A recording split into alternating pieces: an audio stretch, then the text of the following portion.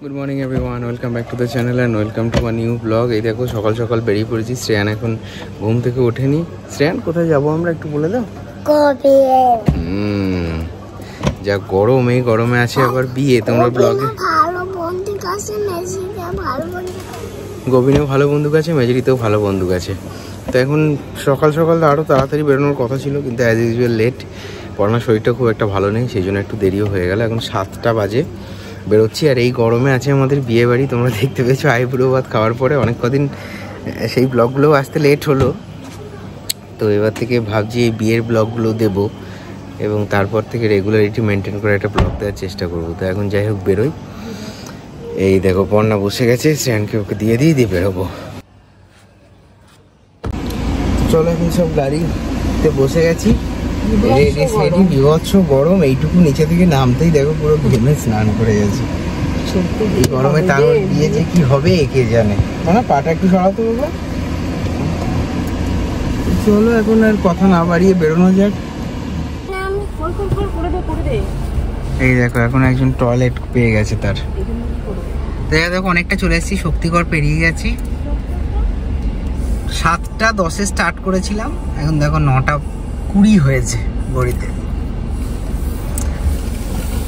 রাস্তাঘাট একদম খালি, এই গরমে আর লোকজন কোথায় থাকবে। দেখো তবু এদিকটাতে এসে একটু গাছপালা দেখতে পেয়ে মনে হচ্ছে যেন একটা সেই কলকাতার মতো গরমটা আর পাওয়া যাবে না। জেলাতেও যা গরম, তাতেও আর গরমের কোনো নিস্তার নেই। যেমন কলকাতাতে কংক্রিটের বোঝায় যে আরেকটু গরমটা যেন বেশি, এখানে একটু হয়তো তুলনামূলক কম থাকবে, যেহেতু গাছপালা আছে। হ্যাঁ, ওরই মধ্যে বাইরে রোদ্দুরে ঘুরলে গরম সব জায়গাতেই এক। এখন ঘুম থেকে উঠে পড়েছে, চালাকি করছে। একটা আলাদা রকম ইয়ে না, সত্যিই তাই। এই গরমকালের দিনে তোমার মনে হয় এই গাছগুলোকে দেখেই মনে হচ্ছে যেন একটা শান্তি। কারণ তোমার এই এত রোদের তাতেও কিন্তু এই গাছের তলায় গেলে কিন্তু খুব ঠান্ডা। সেটাই তো, এদেরকে দেখেই যেন একটা শান্তি। চলো এই সরু রাস্তা, সামনে আবার একটা গাড়ি আসছে। দেখো চারদিকে শুধু ধান ক্ষেত আর ধান ক্ষেত, সবুজ। এখন ধান পেকে গেছে, ধান কাটা চলছে।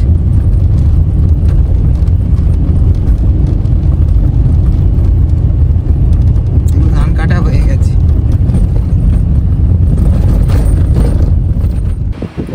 এদিকে দেখো ফিরে আসার পরে অনেকক্ষণ পরেই বেশ ব্লগটা কন্টিনিউ করছি। পর্ণা এখন নিচেই হাতে মেহেন্দি করা শুরু করে দিয়েছে। হ্যাঁ, তাও ফোন দেখে।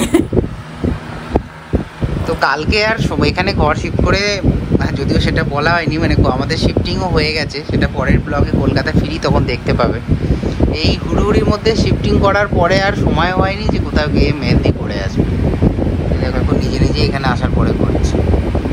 কি করবো, তো একটা হাতে হবে, আরেকটা হাতে তুমি করে দেবে। এটাকে দেখে ট্রাই করব। সম্ভব নয়, এসব কাজ আমার পক্ষে সম্ভব নয়। দেখি নিজের যদি পারি এই হাতটা করতে, এই হাতটা শুকাক তো তারপর। আর আরেকজনকে দেখাই, দেখো সে এখন নতুন এখানে বাড়ি দেখতে পেয়ে আর উঠোনের ইয়ে দেখে সে কি করছে দেখো। দাঁড়াও, দুপুরের দিকে মাটির ঘরে বেশ আরাম, কিন্তু এইবার যা গরম পড়েছে মাটির ঘরেও আরাম নেই।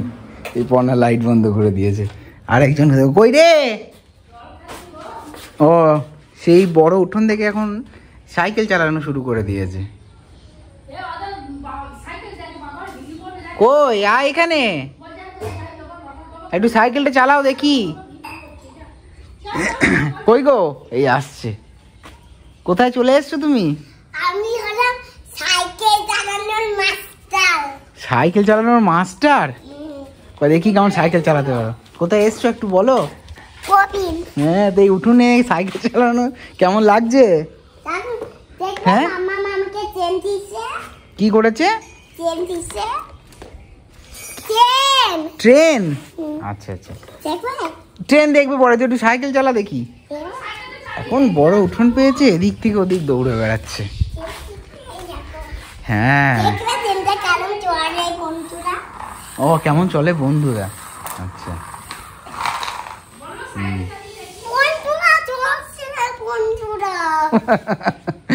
চালাকি না, জোরে চাপ দিতে হবে। তুই সাইকেল চালা, যা।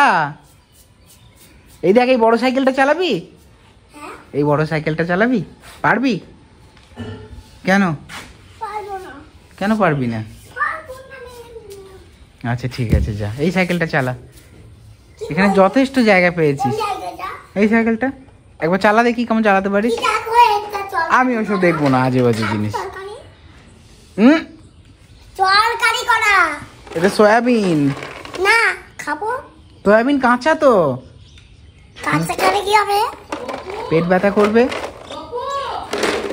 এই দেখো তোমার সয়াবিন গুলো ঢেলে দিল, সয়াবিন গুলো এখানে মাটিতে ঢেলে দিল। আমি এটা নিয়ে খেলবো না। দেখো সয়াবিন নিয়ে কেরাম খেলছে। চালাকিটা দেখো, সয়াবিন নিয়ে কেরাম খেলছে। রাতে তোকে রান্না করে দেবে সয়াবিন। দেখো দেখো দেখো, সব ছুটিয়ে দিল। ওই দেখো, ওই দেখো। আমাকে কিছু করো না। আমাকে মারো না।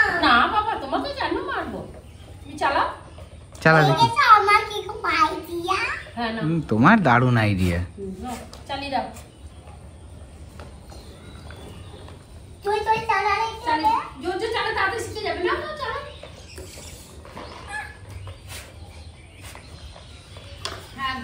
সাইকেলের তেল শেষ হয়ে গেছে। সাইকেলে আবার তেল লাগে, চালাতে পারছে না, দিয়ে সাইকেলে তেল শেষ হয়ে গেছে। তোমার সয়াবিন গুলো তোলো, না হলে সব নষ্ট করে দেবে।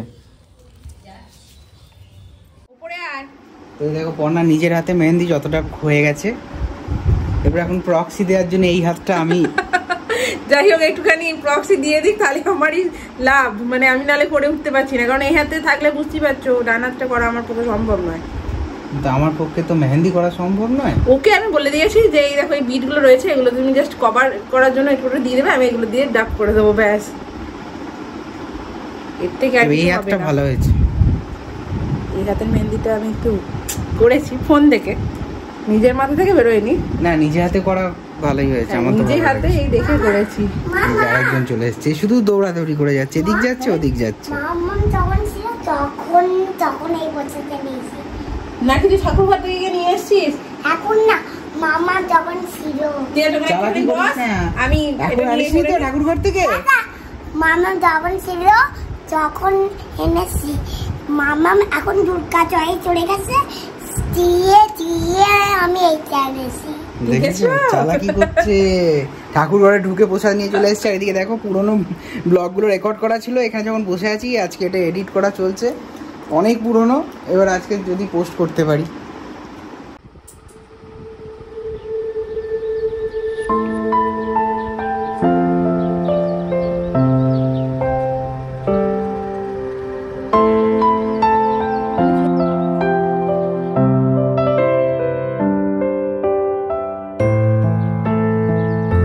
কি হয়েছে? ও এখন বলবে না, এটা কি ঘুম থেকে উঠে সকাল সকাল এখন বাড়ি যাওয়া হচ্ছে এখান থেকে। তো কালকে আছে আমাদের বিয়ে বাড়ি, কালকে আছে বিয়ে বাড়ি। ও এখন রাতে ঘুম থেকে শুতে যাওয়ার আগে নিয়ে নিয়েছিল একটা টর্চ লাইট।